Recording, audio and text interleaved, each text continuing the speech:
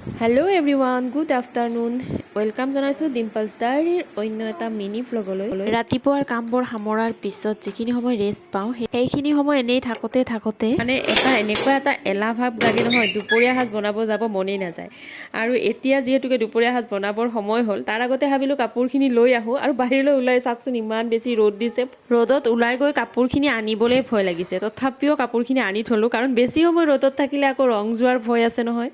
আৰু এতিয়া আহিছোঁ পাকঘৰলৈ, মানে দুপৰীয়া সাজ বনাম বুলি। কি বনাম তাকে ভাবি ফ্ৰিজটো খুলি চালোঁ, পাচলি ভালেখিনি আছে, কিন্তু মনে যোৱা নাই বনাবলৈ। তাৰ আগতে ভাবিছোঁ এগিলাচ পানী খাই লওঁ।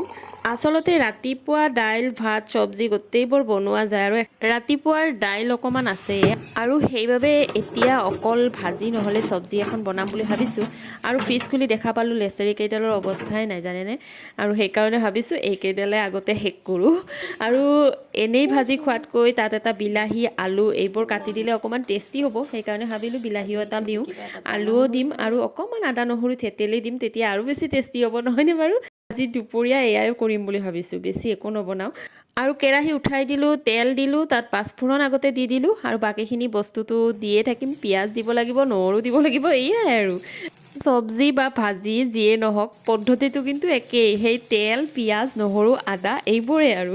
এইবোৰ দিলে অকণমান টেষ্টি হয়, খায়ো ভাল লাগে দিয়কচোন, নহয়নে? আৰু এইকেইদিন যে মনটো একদম ভাল লগা নাই।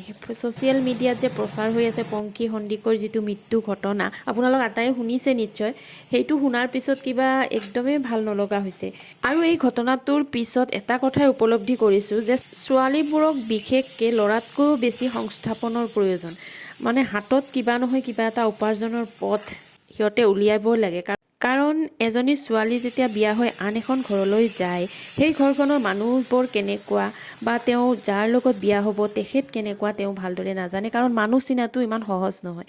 গতিকে নিজৰ হাতত যেতিয়া এটা সংস্থাপন থাকিব, নিজৰ হাতত যেতিয়া উপাৰ্জনৰ কিবা এটা সম্বল থাকিব, তেতিয়া তাই নিজে সিদ্ধান্ত ল'ব পাৰিব। সেইখন ঘৰত যদি কিবা এটা অত্যাচাৰ কৰে বা কিবা এটা বেয়া দেখা পায়, তেতিয়াহ'লে নিজে সিদ্ধান্ত লৈ তাই সেইখন ঘৰ ত্যাগ কৰিব পাৰিব। কিন্তু যেতিয়া কোনো সংস্থাপন নাথাকে, তেতিয়া তেনেকুৱা ছোৱালীবোৰৰ অৱস্থা পংকী সন্দিকৈৰ দৰে হয়। কাৰণ সিহঁতে ভাবে যে ওলাই আহিলে মাক দেউতাকৰ বোজা হ'ব বা কিবা কিবি, এইবোৰ ভাবি ওলাই নাহে, আৰু তেতিয়া সিহঁতে তাত অত্যাচাৰৰ সন্মুখীন হৈ এটা সময়ত এনেকুৱা এটা সিদ্ধান্ত ল'বলৈ বাধ্য হৈ যায়। আৰু ছোৱালীজনী যে ইমান প্ৰতিভা আছিল নহয়, মানে ভিডিঅ'বোৰ চালে মনটো ইমান বেয়া লাগে।